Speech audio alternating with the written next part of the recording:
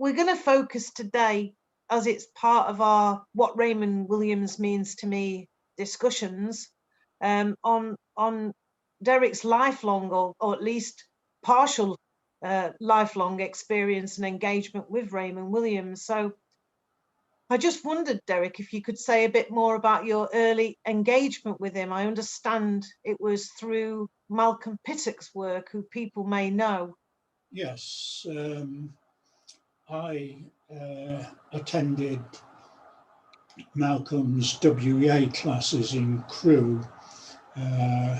My first experience of WEA classes was with Malcolm, and it was a very interesting and lively experience, because Malcolm was teaching a group of about a dozen people in the front room of somebody's house in Crewe. I believe Malcolm introduced you to Culture and Society when it had not long been out. That's right, and The Long Revolution. Both books had been published within a year or two of Malcolm's course, which we were sharing together. And he very much introduced me to those books and referred to them in detail, quoting from them in the course.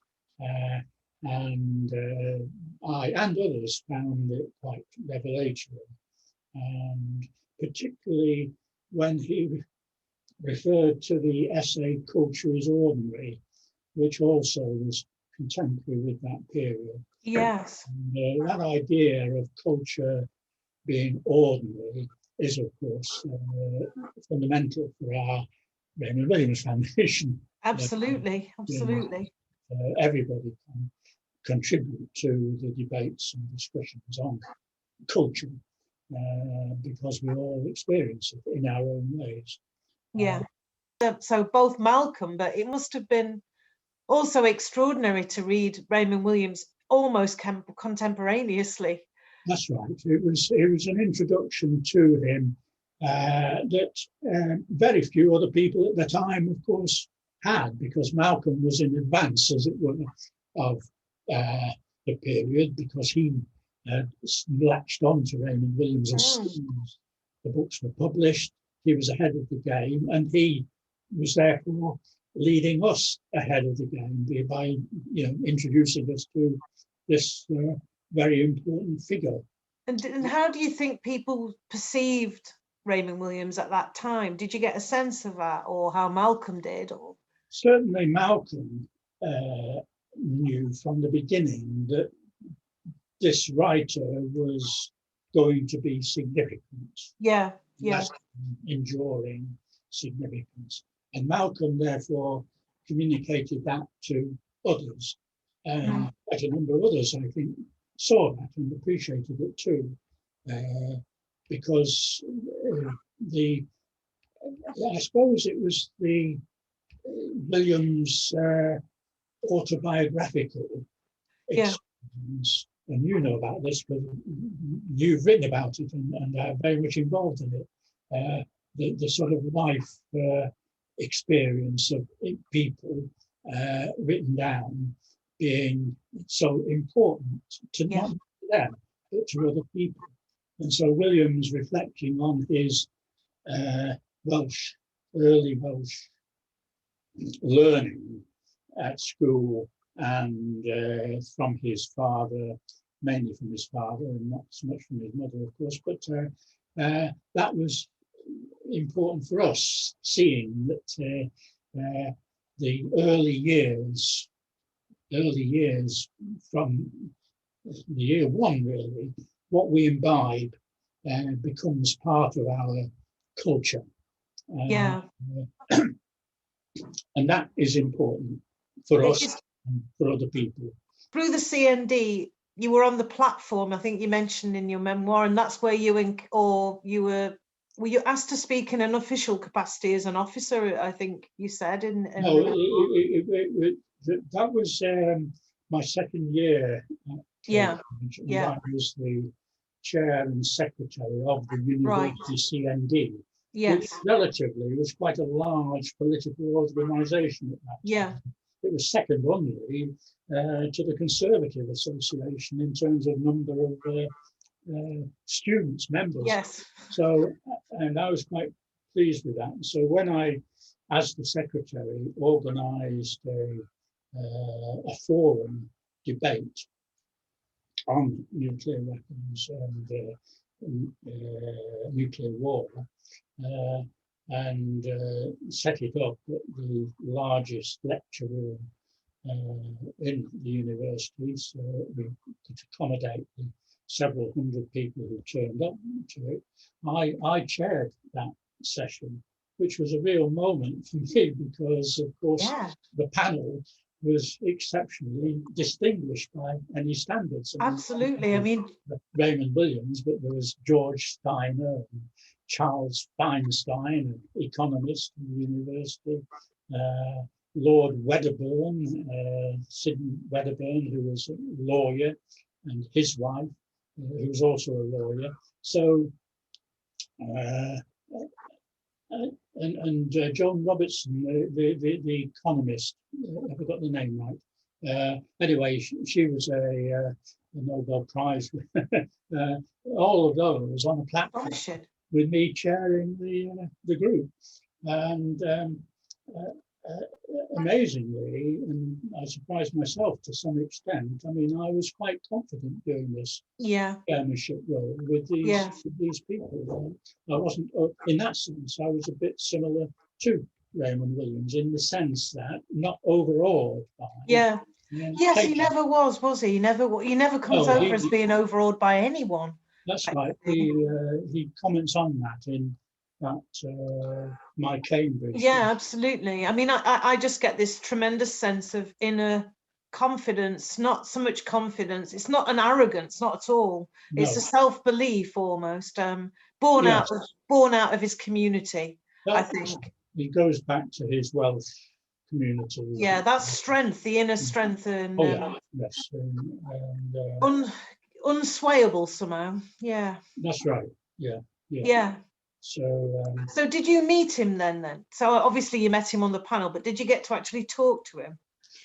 Yes, I met him through CND. And then, I mean, I started attending his lectures as soon as I got to Cambridge because, of course, I had this helpful introduction through Malcolm Pittock. So I, unlike most of the people, my contemporaries at Cambridge knew about him, already. I knew about him, and at that particular time, he wasn't as well known as he very quickly became. Within 2 or 3 years, and became a name. But during my first year, he wasn't a name, but I knew of him and started attending his lectures. And I went up to him after the lecture, simply to tell him that I knew Malcolm Pittock, who I knew had corresponded with Raymond Williams, and Raymond had sent him generous comments and replies to his letters. So I introduced myself to him as we were walking towards the car that he got in the car park. And he was immediately very interested in my Malcolm Pittock crew connections. And so he said, well, get in, and gave me a lift in his car back to my college, and talking on the way, and expressing real interest in my experience from railways and crew and background and so on. So that was really the start of what then, from that point on, became a fairly close, I would even call it friendship I developed with him, because he was very amenable and open and friendly. I was struck by that in your memoir again, because there's been all these, as we both know, so many kind of portrayals of him as being a bit opaque and difficult to connect with as students, and some people have gone beyond that even, and clearly you didn't have that experience at all, because he connected with you as a human being, didn't he? I think so, and I have written about this in my Yeah. And in the book, I'm still writing about him. I think, unlike people even like Terry Eagleton or David Hare, who clearly related with him, knew him, talked with him, but they felt that he was actually not particularly that interested in teaching students, in them as students. He was interested in his own work, in his own writing, and now to some degree, I can see where they're coming from with that, because yes, he was. His attitude, I think, was really that people like David Hare and Terry Eagleton didn't really need Raymond Williams or anybody else at Cambridge. Exactly. They were bright. They could read. They could communicate with each other. They had that. Somebody like me who had failed the 11 plus. I mean, he knew that, and had been no good at exams, written exams, ever anything. We, in some ways, needed him more than they did, and that was, I think, why he was really quite warm and accommodating to me, and indeed agreed to teach me when in my third year at Cambridge I sent him a note and asked if I could meet him to discuss the possibility of him being my supervisor in my third year, because I'd already got a supervisor, of course, who wasn't too chuffed that I was wanting to move to another supervisor.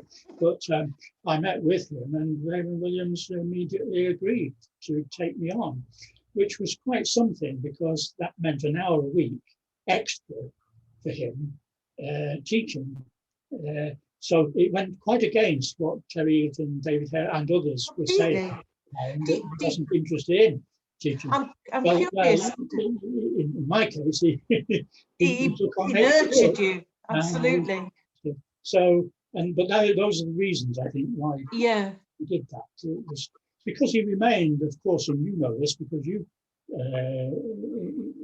communicated you with him throughout his whole teaching career. He remained interested and involved in adult education. He would give lectures. He would go to Ruskin College and give a lecture. In other words, giving his time and energy to something, taking him away from his important writing and other work and so on, because he was committed to that and committed to the people. I agree with you. And I wonder about Terry Eagleton and David Hare. I mean, are they from more privileged backgrounds? I don't know anything about them, truthfully, in terms of their origin or background anyway. Well, Terry Eagleton, not in terms of his background. He was from Salford and from a very, very working class, underprivileged background. But of course, having done so well at grammar school and then getting into Cambridge, he studied, and so therefore became very able to look after academic issues and deal with things, and therefore not in that sense needing the support from Raymond Williams, which is what I'm saying. And David Hare, David came from a quite privileged middle class background, school and everything. So he was very self-assured and confident as a young student. So that was the difference, I think, between us. Mine was, and I wasn't alone on that. There was some other working class, mature students that came. Taught and connected with for similar reasons. And so he was. What would he do with you then on a weekly basis? Would you take a text, or would you be looking at essays, or? Yeah, he did. He did what was required of him as a supervisor, namely set an essay, relate it to the Tripos exam. But actually, he, like me, wasn't that interested in the exam work. He was more interested in the themes and the issues that we were going to discuss and debate. And so, I mean, again, I think I've written about this in some detail in my the book I'm still working on. On one session, he asked me how very informal as we started the session, how have you done, what have you been doing this last week? And I said, oh, I went to see the latest Pinter film, The Servant. He then said, oh, I've not seen it yet. Tell me about it. Talk me through it. And we spent a good half hour or so talking about Pinter, the film, my views on it, his views on it, even though he'd not seen it, he knew about it and had views on Pinter, of course. And that was wonderful for me, but of course it wasn't focused on the exam that I was going to be. Again, that didn't matter great to me, but it didn't matter too much to him either. Yes, exactly. He was enjoying the discussion in ways that he wouldn't do so much with some of the slightly younger students, contemporary to me, who would be more focused on, they want to get to the exam and tell us what to write and how to approach. So did you ever get a sense of Raymond Williams' politics in your exchanges with him, do you think, or? Oh yes, very much so. I mean, I was aware, again, through Malcolm Pitt, introducing me to his political stance, but I was aware, as I think most people were, because of course pretty well everything he wrote had a social, political, socialist ambience, but he did manage to combine the traditional respect for objectivity and impartiality. Indeed. In teaching and reading and writing. Yes.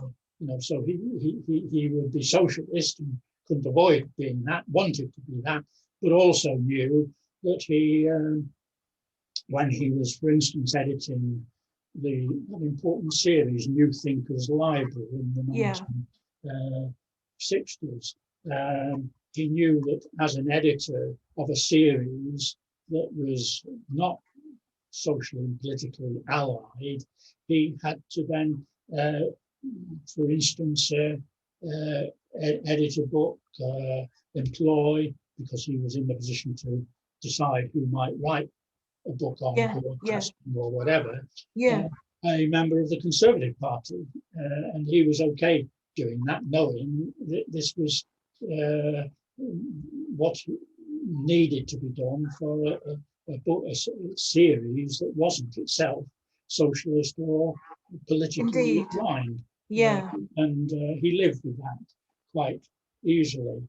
How did you maintain your relationship with Raymond? Did you maintain your relationship with him? Yes, I did. At a distance, of course. Because, I was working for the WEA. But of course, when I started my research thesis, OU, I was doing that part-time all the time that I did it. So I was very busy doing other things as well. But I knew that I wanted Raymond Williams to know that I was doing an OU thesis and referring to his work within it. So I did contact him about that, and he was pleased to be my referee for, because obviously one needed references and get support from the OU, and I kept in touch with him through that. Not very much, I mean, but sporadically. Send him what I'd written and some of what I'd written, and tell him how I was doing. and he was very good with that, responding. So I was fortunate to have that support. Absolutely, yeah. And did he read the thesis and comment at all, or did he ever? Do you know if he read your work? Some of what I've written, yes, oh yes, and commented positively on what I've written, and particularly the collegiate sections which I knew about, and I was really struck by your comment on structure of feeling and how you applied that, almost that analysis of looking back with the lens of you as an older man on your younger self. Yes, that's right. And I thought that was a rather beautiful idea. Right. Yes.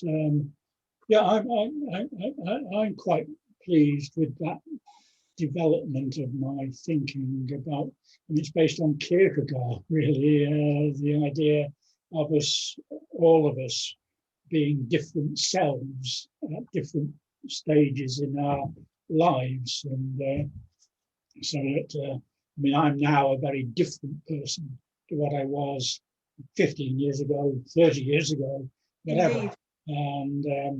And yet, of course, they're all interlinked and connected. But the key thing is the concept of the different person, really.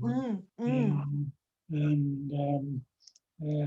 that's been quite important, I think, me looking back at my own development and history. Yeah. To be aware that one is a different self. Yeah. Yeah, I mean, I think that's incredibly powerful. I suppose I'm thinking of that idea that of structure of feeling being connected to your community self, your inner self, the sense of the art and the culture, and how that reflects that kind of connection between those different elements. It's a very, very good Williams phrase, that, because feelings, of course, are subjective and not easy to define always. They're moving about, so to speak. But structure is firm and indeed fairly, focused. And so, and it's very much how Williams writes. I think Eric has got very good views on this. I think that his writing combines the personal, the fluid, the subjective with the structure, the analysis, the awareness, and so that's an important part of his contribution, I think, as a writer. I totally agree, and it's almost like he's grasping after the inchoate, isn't it? Something that you can't actually tangibly hold. Inchoate is a good word for what we're talking about. Yeah. So that structure of feeling has been important, I think. Yeah, absolutely. Yeah, it's tremendously helpful to me, I must admit. I suppose the other things I was curious about, various things, obviously, but I wondered about, interestingly, when we were talking when I was talking with Raymond Williams' children, they talked about this idea of Raymond Williams being an anarcho-syndicalist. That's right. Yes.